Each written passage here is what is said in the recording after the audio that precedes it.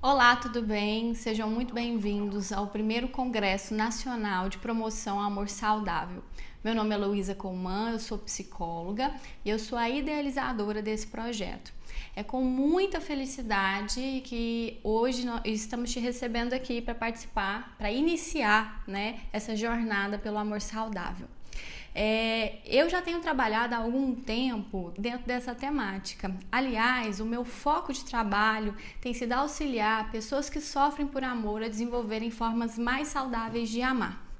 E por que eu tenho feito esse trabalho? Porque eu realmente acredito que nós precisamos encontrar formas mais saudáveis de amar. As pessoas elas têm sofrido muito, essa é uma temática que ela vem bastante no consultório e eu percebo quantas pessoas estão insatisfeitas com seus relacionamentos e em profundo sofrimento.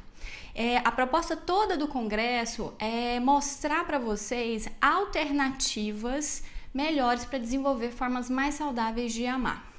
Mas antes de eu começar a nossa conversa hoje, eu queria falar para vocês que fazendo esse trabalho com amor, nesse último um ano, eu desenvolvi uma página no Facebook que chama Eu Quero a Sorte de um Amor Tranquilo.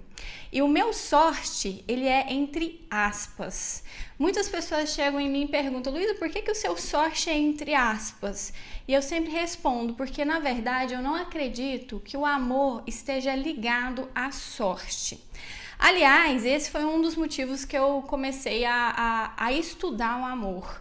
A expressão sorte no amor, que é algo que a gente escuta com muita frequência, sempre me provocou muita ansiedade, muita angústia, porque na verdade eu nunca aceitei muito bem que algo que fosse tão importante na minha vida e na vida de várias pessoas precisasse depender de algo como sorte.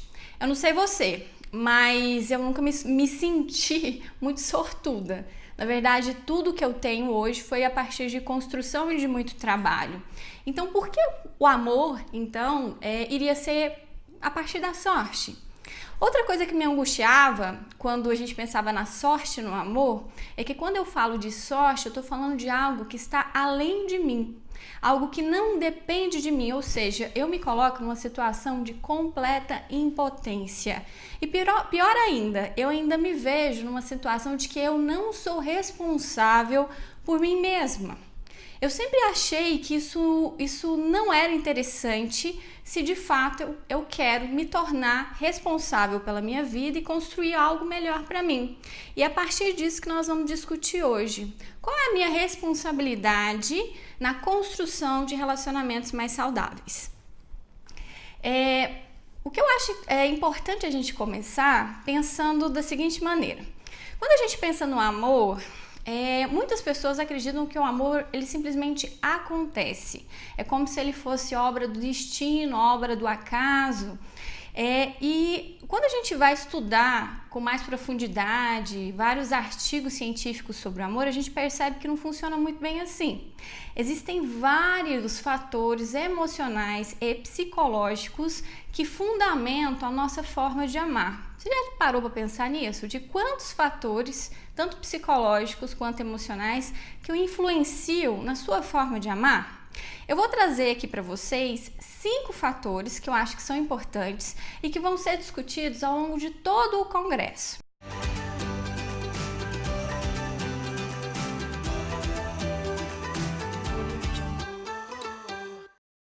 Primeiro fator que influencia a nossa forma de amar são os modelos que nós tivemos de amor. Então, assim, como eu via meu pai amando a minha mãe e minha mãe amando meu pai. Esses primeiros modelos familiares são muito importantes e é interessante que eles são herdados na família. Então, em alguns casos, a gente pode ver que existem famílias inteiras de pessoas dependentes emocionais. Isso é aprendido e transmitido ao longo do tempo para os familiares. Infelizmente, pessoal, seria maravilhoso se a gente todos nós tivéssemos bons modelos familiares, mas isso nem sempre acontece e acaba que a gente pode herdar um modelo de amor que não seja tão saudável. O segundo aspecto que eu acho importante a gente entender é que a forma como a gente ama depende muito da forma como nós fomos amados ao longo da nossa vida. Ou seja, como eu me senti amada pelo meu pai, como eu me senti amada pela minha mãe, pela minha família, pelos meus irmãos, pelos meus amigos. Essa forma que foi construída ao longo da minha vida, ela é muito importante e influencia bastante em como eu irei amar na minha vida atualmente. Um outro fator que eu acho também determinante são as crenças culturais sobre o amor. Nós temos várias crenças culturais sobre o amor que determinam muito a forma como nós amamos. Por exemplo, existe uma crença de que o amor que realmente vale a pena é um amor que a gente precisa lutar. Existe um ditado, eu acho que vocês já devem ter escutado bastante esse ditado, que ele fala que tudo que vem fácil, vai fácil. Isso no amor é algo que a gente pensa bastante. Fica parecendo que se a gente não lutar muito pelo amor, vai ser um amor que não vai valer a pena. Isso é uma crença distorcida do amor, mas que a gente reproduz, a gente toma como sendo natural. Existem várias dessas crenças que vão influenciar a nossa forma de amar. E ao longo do congresso você vai ver vários palestrantes discutindo mais sobre esse assunto. Outra questão que é interessante é que nós precisamos, se a gente quer manter um relacionamento, nós precisamos de algumas habilidades para a gente conseguir fazer a manutenção dessa relação. Então, às vezes as pessoas acham que o mais difícil é encontrar um parceiro. Hoje em dia, sim, é difícil encontrar um parceiro, mas mais difícil do que encontrar um parceiro é manter esse parceiro ao longo de um determinado tempo, ou ao longo até da vida toda. Para isso, a gente precisa de algumas habilidades, como, por exemplo, uma habilidade de comunicação, de eu conseguir me expressar exatamente como eu penso, como eu sinto, o que eu quero. Eu preciso ter uma habilidade de empatia, de conseguir me colocar no lugar do outro. Eu preciso ter uma habilidade de negociação, ou seja, quando eu estou vivendo dentro de uma vida de casal, eu preciso saber como negociar as minhas necessidades com as necessidades do outro. E todas essas habilidades, elas também são aprendidas ao longo da vida.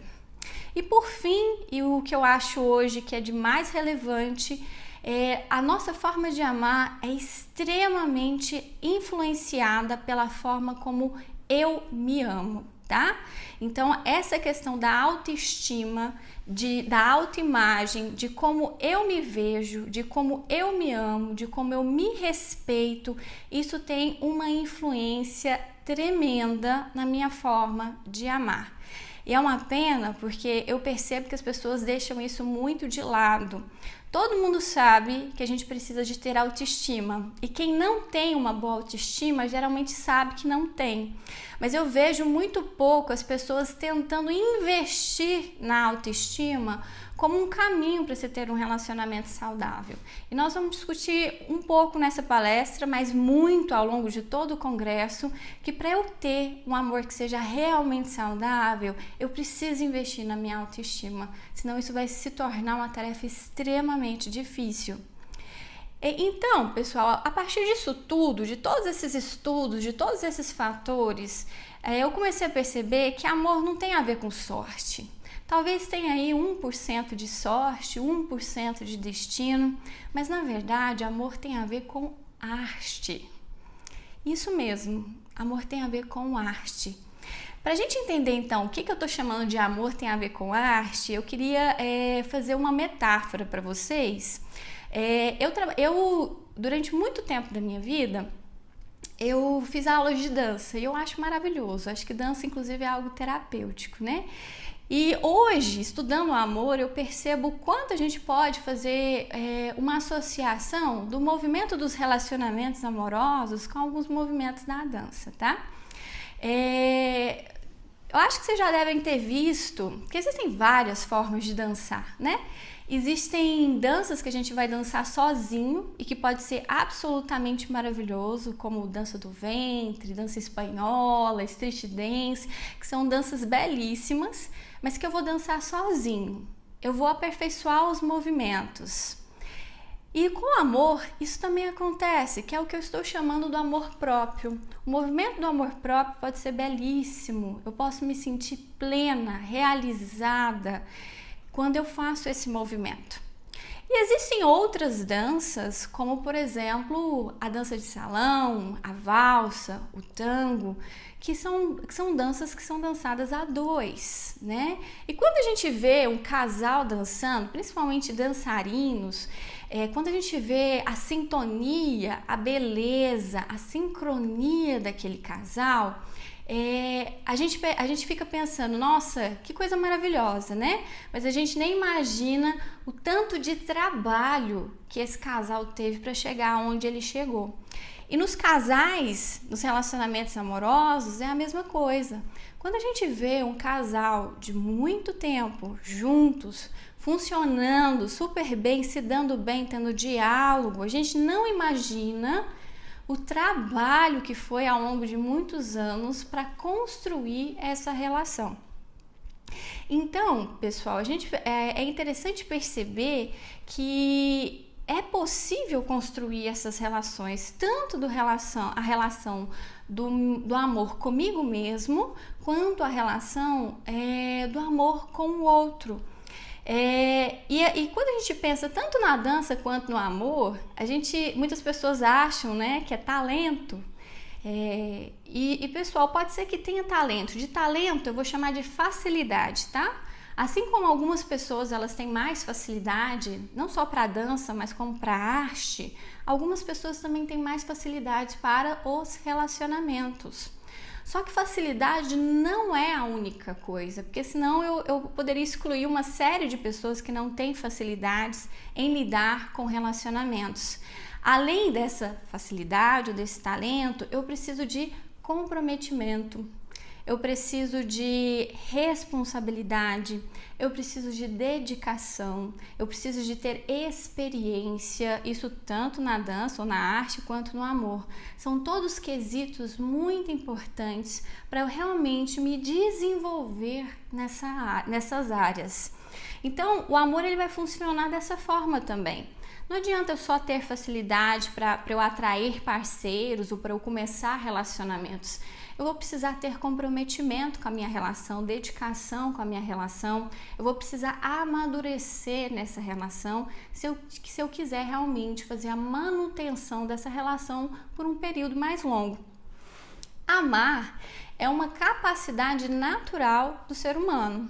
Ou seja, todos nós nascemos com a capacidade de amar, salvo raras exceções que geralmente estão ligadas a alguns tipos de transtorno. Só que a forma, e aí eu quero que você preste atenção nisso, a forma como nós amamos é uma construção. Quando eu falo forma, pessoal, eu gostaria que vocês parassem e pensassem um pouco de como vocês têm amado. Vocês têm amado de maneira impulsiva, de maneira imatura, de maneira cautelosa? Como é que é isso? De maneira desesperada ou de maneira defensiva? Todas essas são formas de amar. E essa forma ela é construída por todos esses fatores que eu já mencionei ao longo da nossa vida.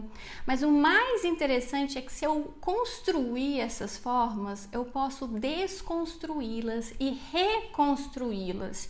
Eu acho que é essa a proposta, não só dessa palestra, como desse congresso. Reconstruir as formas de amar. E para deixar a coisa mais interessante ainda, né, só fechando essa questão da relação do amor com a arte, há muito tempo atrás, na época que eu dançava, me pediram para ensinar uma senhora de 85 anos a dançar. Não foi uma tarefa fácil, mas ao final de 2 semanas essa senhora ela estava dançando e numa felicidade de ter aprendido uma habilidade nova e ainda mais de ter se superado, né? Então, com essa experiência, ensinando essa senhora a dançar aos 85 anos, eu percebo que dançar ou a arte, né, é para todos e amar também é para todos. Então, independente da idade que você tenha, não desista de construir uma nova forma de se relacionar com o amor. Mas falando do tema dessa palestra, que é amor saudável, você sabe o que é? Eu queria falar um pouquinho então de amor e saúde. Eu perguntei agora há pouco se vocês sabem como vocês têm amado. E eu gostaria que vocês ampliassem essa reflexão se a forma como vocês têm amado tem te trazido saúde. A gente não fala de saúde o tanto que a gente deveria falar, não é mesmo? Quando eu penso em saúde, eu vou trazer um conceito que ele é muito conhecido da Organização Mundial de Saúde, que define como o completo bem-estar físico, psicológico, social e hoje a gente acrescenta o espiritual também. Então, quando eu penso em saúde, qualquer coisa que que vai ferir, né? Todas essas dimensões, ou qualquer uma dessas dimensões, vai comprometer a sua saúde. Então, pessoal, se eu tenho um relacionamento, né, que me provoca muita ansiedade, angústia, ou que já me levou, inclusive, a uma crise de depressão, esse relacionamento, esse amor, não pode ser considerado saudável. Se eu tenho um relacionamento que compromete a minha relação com a minha família, com os meus amigos, com o meu trabalho, esse relacionamento também não pode ser considerado saudável.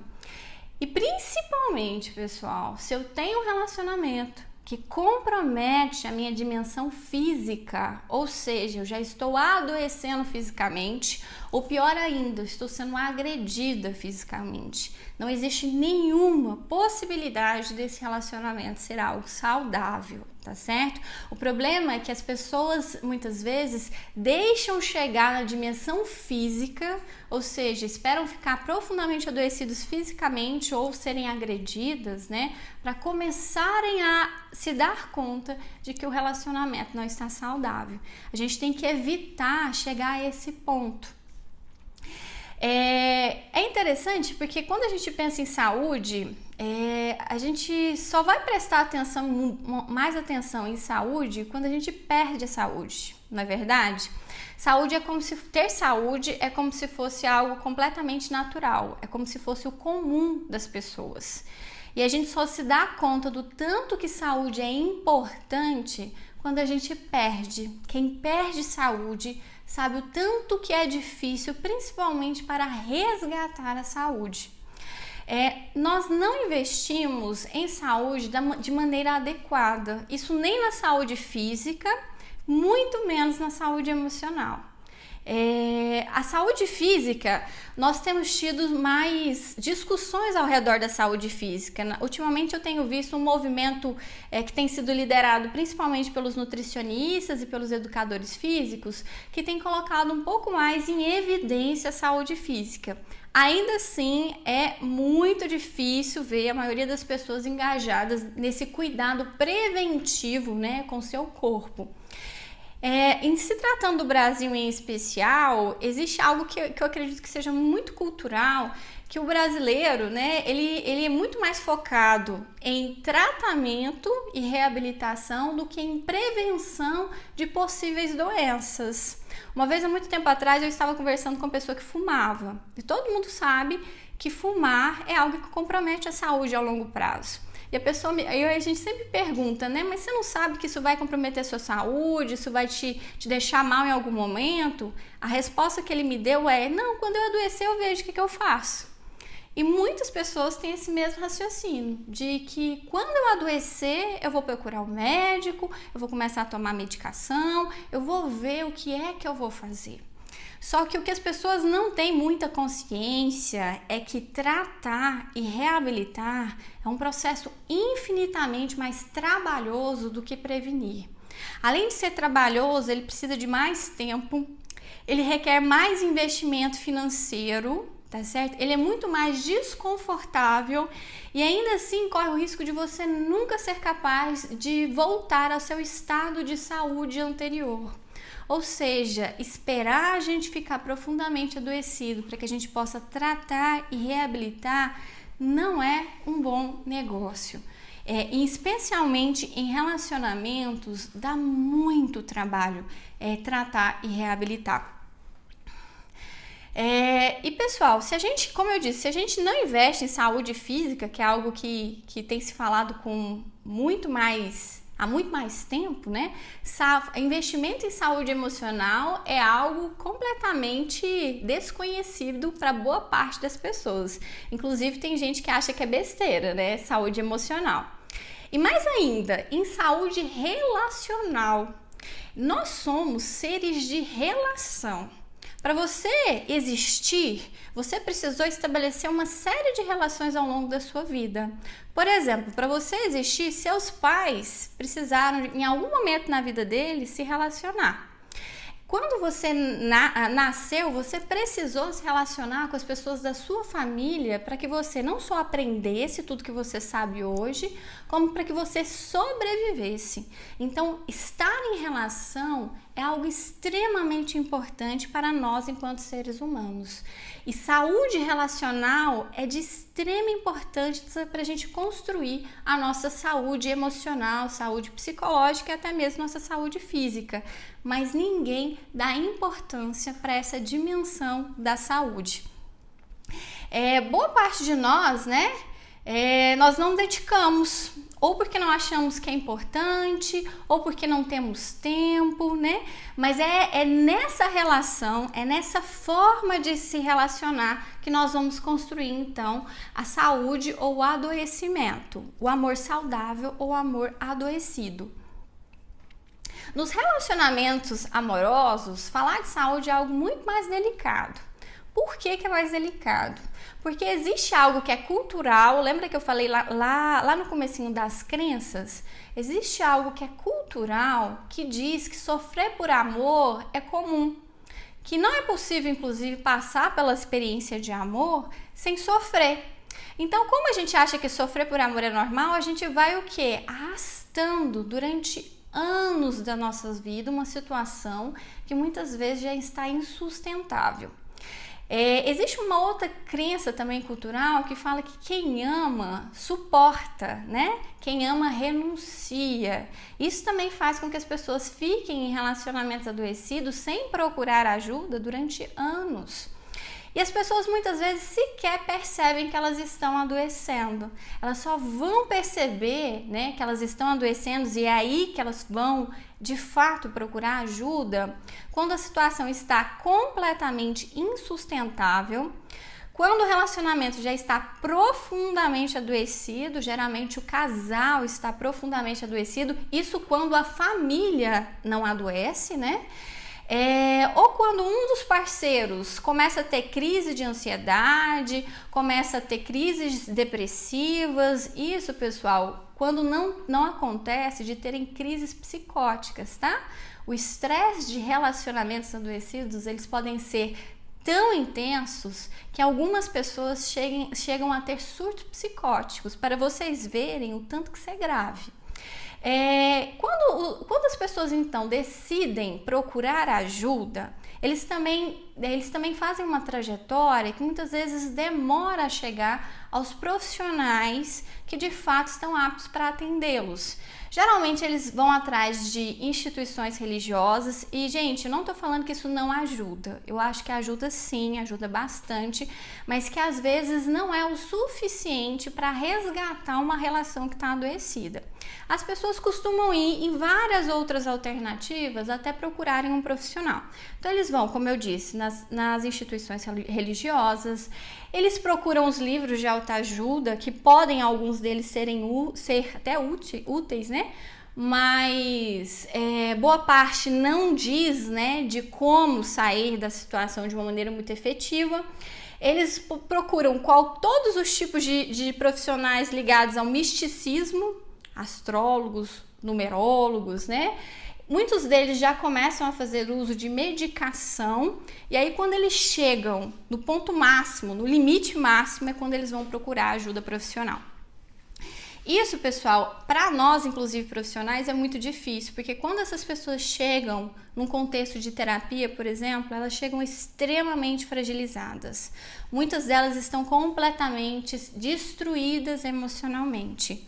E como elas estão muito fragilizadas, em uma situação de profunda dor, elas querem algo muito imediato. Por quê? Porque quando a gente está sentindo dor, a gente quer que a dor simplesmente passe.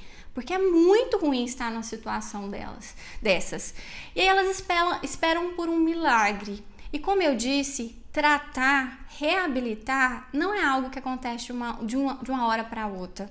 Quando eles chegam no consultório, é necessário um tempo de processamento emocional, de reconstrução, para que essas pessoas possam começar a dar resposta terapêutica.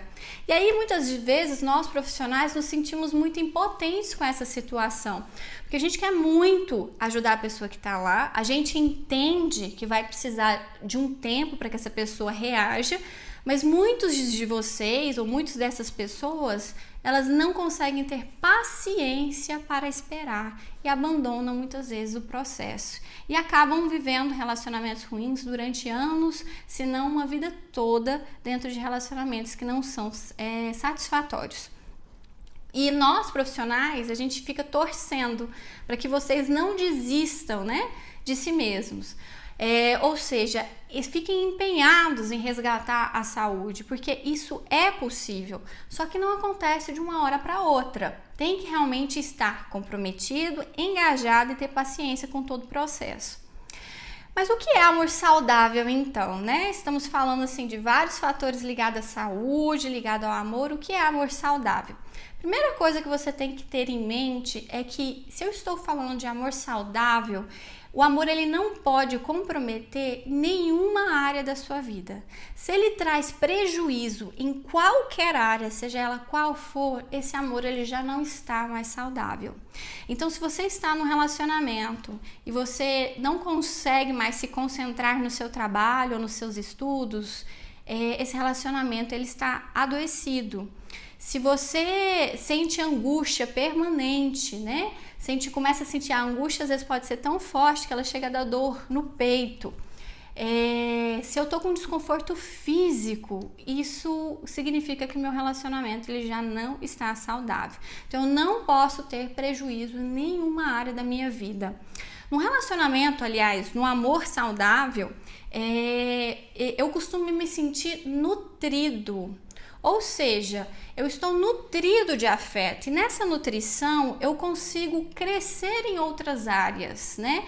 Então eu costumo escutar muito de casais que se sentem felizes, que eles se sentem tão bem, tão seguros, né, nos relacionamentos, que eles podem ter a ousadia de investir em outras áreas da sua própria vida, porque elas sabem que aquela lá tá tudo bem, que elas têm para onde voltar, que elas se sentem seguros em paz com os relacionamentos que elas têm. Outra coisa que é muito importante quando a gente pensa em amor saudável é a sensação de segurança, né?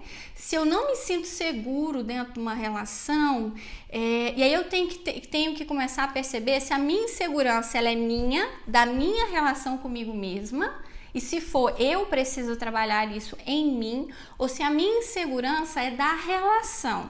Se o meu parceiro não me passa segurança, tá? Ou pode ser que aconteça os dois. Eu não me sinta segura e o meu parceiro também não me passa segurança, tá certo? Eu preciso fazer essa avaliação, porque a sensação de insegurança provoca muito medo. E se a gente está o tempo todo em alerta, significa que essa relação ela não vai bem. Junto com a segurança ali, andando juntinhas, nós temos a confiança. Para eu ter um relacionamento saudável, para eu viver um amor saudável, eu preciso confiar no meu parceiro. E é importante que ele confie em mim. Quando não existe confiança, aí a insegurança vai ser alimentada cada vez mais, o medo, a desconfiança, a raiva, a mágoa e, inevitavelmente, esse relacionamento ele tende a adoecer. E na confiança, eu também preciso avaliar, sou eu que tenho dificuldade de confiar? Ou a pessoa com quem eu me relaciono não me inspira confiança? Ou pode ser também os dois. Eu preciso verificar o que tem nessa relação que faz com que eu não confie e encontrar formas de resolver esse problema. Se não há confiança, pessoal, não existe possibilidade de amor saudável. Outro aspecto que é muito importante é a reciprocidade, ou seja, eu preciso ter um amor que seja correspondido. Por que isso é tão importante? Eu já escutei várias pessoas falando que quando o amor é verdadeiro, o outro não precisa amar. Pessoal, nós somos seres humanos. Nós temos necessidade de amar e de sermos amados. Essa história de que só eu amar é o suficiente, isso não costuma funcionar muito bem. Quando nós amamos e não nos sentimos amados, geralmente ficamos ressentidos, magoados, e aí vem desconfiados, né? Então, é muito importante que seja de fato recíproco. Se você está num relacionamento e o amor não é correspondido, você tem que rever se de fato vale a pena ficar nessa relação, porque geralmente vai resultar em muito sofrimento. Outros fatores que também são importantes é a capacidade de acolhimento e aceitação do outro. É interessante que as pessoas falam que amam muito seus parceiros, né? Eu atendo mulheres que falam que amam muito seus parceiros, mas o quanto elas querem que eles mudem. Elas querem muito, elas amam, mas quer que o parceiro mude. E às vezes eu pergunto, você é capaz de amar o seu parceiro exatamente como ele é, com todas as dificuldades e coisas boas que ele carrega? Muitas delas me falam que não, que só é possível amá-lo se ele mudar. Amor saudável tem a ver com aceitação. Se você ama alguém para tentar mudá-lo, isso é algo extremamente difícil. Não que as pessoas não precisem mudar, tá certo? Mas a mudança é uma escolha pessoal. A pessoa ela tem que querer mudar e dar conta de mudar. Não é porque eu quero que ela mude que de fato isso vai acontecer. Então, se eu não aceitá-la, muitas vezes eu vou provocar um mal-estar tremendo na relação que vai comprometer a saúde desse relacionamento. Outras questões que são importantes, diálogo e escuta. Quando se trabalha com casais, um dos primeiros fatores que fica comprometido quando o casal começa a adoecer é o diálogo e a escuta. Então, eles não conseguem mais conversar, eles não conseguem mais se escutar, porque às vezes estão tão magoados um com o outro ou querem ter a razão sempre. Isso dificulta muito a construção de um relacionamento saudável. Então, se o diálogo está comprometido, se você não está disposto a escutar o que o outro está dizendo, e se o outro também não tem disposição para te escutar o que você tem para dizer, significa que essa relação já não é mais saudável. Outra questão importante em relação ao amor saudável é a responsabilidade. Eu preciso entender que num casal, para que a relação funcione, os dois são sempre responsáveis, tá? É muito interessante quando a gente trabalha com casal, porque parece que é sempre culpa do outro, né? É o outro que não faz as coisas direito, é o outro que provoca mal-estar, mas num casal sempre existe a responsabilidade dos dois. E quando você não está num casal, você está solteiro e sua vida amorosa ela não está crescendo, ela não está desenvolvendo, você precisa parar para de fato avaliar qual é a sua responsabilidade em relação ao que tem acontecido com a sua vida. Culpar o outro não traz crescimento. Culpar o outro nos mantém numa situação de conformidade e vitimismo. E a gente tem que parar de fazer isso. A gente precisa encontrar primeiro qual é a minha responsabilidade. Porque quando eu acho a responsabilidade, eu trago a capacidade de resolver os meus próprios problemas. E isso, em termos de saúde, é fundamental. Outra questão importante no amor saudável é a capacidade de colocar limites. Então, não é porque eu estou num relacionamento que eu preciso me propor a fazer qualquer coisa ou fazer tudo. Eu preciso aprender a falar não, mesmo para a pessoa que eu mais ame. Eu preciso entender que em algum momento eu vou precisar frustrar o meu parceiro, porque pode ser que ele invada um limite meu que seja muito importante. E o mais importante, pessoal, num relacionamento saudável, eu posso falar não sem ter medo de ser abandonada, ou traída, ou rejeitada. Porque o relacionamento saudável, o amor saudável, ele te dá suporte para frustrar o outro. Eu costumo falar isso muito com os casais que eu atendo, que quando existe um vínculo e o vínculo é verdadeiro, o vínculo é forte, eles suportam o não um do outro. E nos relacionamentos saudáveis a gente precisa aprender a falar não. Outro aspecto muito importante é o perdão e o humor. Pessoal, quando você convive com uma pessoa, até com seus próprios familiares, né, vai acontecer uma vez ou outra de vocês se magoarem. Isso acontece, nós somos humanos, nós não somos perfeitos, nós temos nossas dificuldades. Então, nos relacionamentos amorosos, isso também vai acontecer. Vocês vão se magoar eventualmente. Alguns vão se magoar sem saber, não tendo a intenção, e alguns fazem porque realmente querem magoar, né? E a gente tem que aprender a perdoar, a se perdoar e a perdoar o outro, se a gente quiser de fato viver um amor saudável. Em relação ao humor, isso também é fundamental. Eu percebo que na medida que o relacionamento ele vai andando, ele vai caminhando, as pessoas vão perdendo a capacidade de rir de si mesmas. O casal vai perdendo a capacidade de rir das situações cotidianas. O humor traz muita leveza para a relação. Se tudo for muito a ferro e fogo, fica um relacionamento extremamente pesado, fica difícil de conviver. Então, perdão e humor são dois elementos que constituem um amor saudável. E por fim, como eu já tinha dito, mas eu acho que é importante sempre retomar, é a autoestima. Esse senso de valor, esse senso de merecimento é extremamente importante se você quer desenvolver um amor saudável, né? Se eu não sinto que eu sou merecedora de amor, eu acabo aceitando qualquer coisa que o outro me oferecer, e nem sempre isso é bom para mim. Então eu preciso me sentir digna, preciso me sentir merecedora, preciso entender que eu tenho valor porque eu sou e não por aquilo que eu faço, né? As pessoas que costumam não se sentir merecedoras de amor, elas costumam fazer porque elas não sentem que elas são de fato merecedoras simplesmente porque elas são. E não funciona dessa forma, tá? Eu tenho que me sentir bem com quem eu sou e exigir ser respeitada, bem tratada nos relacionamentos, independente de quem seja que esteja nessa relação comigo. E eu preciso dar então, depois que eu falei de todas essas características do amor saudável, eu queria deixar alguns alertas para vocês, porque as pessoas confundem muito o amor saudável com outros tipos de amor, tá certo? Primeiro alerta que eu tenho para vocês: amor saudável não é a mesma coisa que amor eterno, tá certo? Existe uma crença também dentro do amor que amor de verdade é aquele que dura para sempre. E vou te falar, amor de verdade é aquele que é construído a dois todos os dias.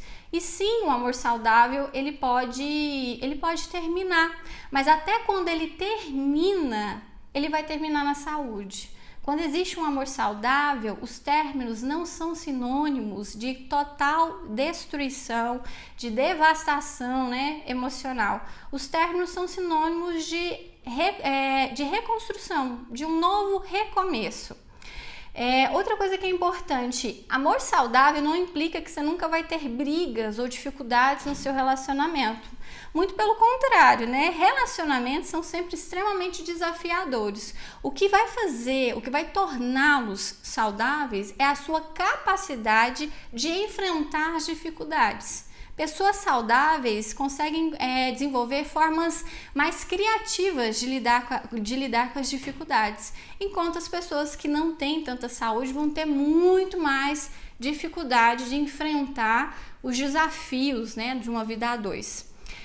Outra questão importante: ter um amor saudável não é encontrar a pessoa dos seus sonhos, tá? Inclusive, um dos desafios do amor saudável é sair da idealização. Nós temos essa idealização de que a pessoa perfeita, o cara, o homem da minha vida, a mulher da minha vida, ela vai aparecer e todas as minhas necessidades serão satisfeitas. Isso é uma idealização, tá certo? Amor saudável não tem a ver com você encontrar uma pessoa do jeitinho que você quer. Até porque, gente, em relacionamentos que de fato duram, são duas pessoas que vão ajustando sua forma de ser ao longo da vida porque elas querem estar juntas. Ninguém é perfeito para o outro. A gente é que constrói esse caminho. E por fim, o amor saudável não é aquele que vai curar todas as suas feridas. Isso também é algo que eu escuto bastante, né? As pessoas, muitas delas têm muitas feridas existenciais, passaram por muitas coisas difíceis ao longo de toda a vida, e elas têm essa expectativa que, encontrando um amor, todo esse sofrimento que ela carrega no coração vai deixar de existir, porque o amor vai preencher talvez os vários vazios que foram construídos ao longo da vida.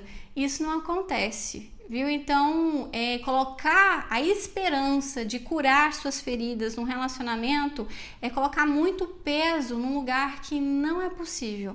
Somente você é capaz de curar suas próprias feridas. Inclusive, eu recomendo que se você se percebe muito ferida, comece agora esse processo de cura interior, para que de fato você possa encontrar um parceiro que também seja saudável, para que vocês construam um relacionamento saudável. Amor saudável, então, pessoal, é um amor que ele é real. Ele não é idealizado, ele não é com a pessoa perfeita. São duas pessoas reais, humanas, cheias de qualidades e cheias de dificuldades, que vão se encontrar e que vão decidir estar juntos e vão decidir construir uma relação. O dia que um deles decidir que não vai querer mais, a relação vai se desfazer, mas isso é realidade. Talvez não seja tão bonito, né, quanto a gente sonha, que a gente espera, mas o amor, para ele ser saudável, ele tem que ser baseado na realidade. E para finalizar, a mensagem que eu gostaria de deixar para vocês é que amor saudável não cai do céu, tá?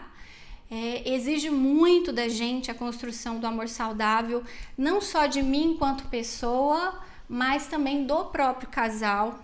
É uma construção contínua, ou seja, todos os dias você vai precisar colocar lá um tijolinho a mais na sua relação para que ela se mantenha saudável. O amor saudável, ele vai se manter a partir do interesse genuíno em crescer, tanto seu interesse genuíno como o interesse do seu parceiro, tá certo? E é um compromisso de investimento em saúde emocional. Então, se eu quero ter um amor saudável, eu preciso estar comprometido em me tornar uma pessoa saudável emocionalmente. E por fim, pessoal, eu acho que amor saudável é uma escolha. Aí as pessoas me perguntam, mas como uma escolha? Você acha que eu escolhi estar numa relação ruim?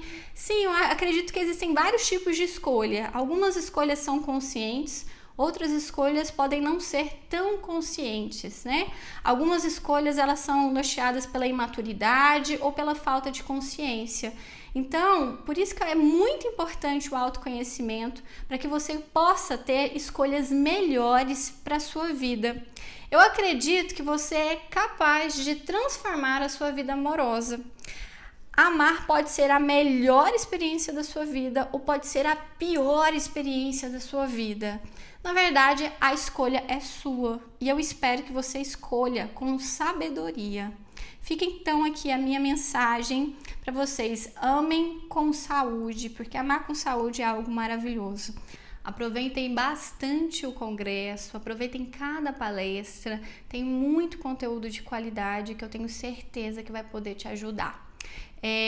Eu queria deixar com vocês meus contatos. Como eu disse no começo da palestra, eu tenho uma página no Facebook que chama Eu Quero a Sorte de um Amor Tranquilo, lembrando que a sorte tem uma aspas. Eu tenho um IG no Instagram, que é @tranquilamor, e eu tenho um site que é luisacolman.com.br. Qualquer coisa que vocês precisarem, eu estou aí à disposição. Um abraço e até mais!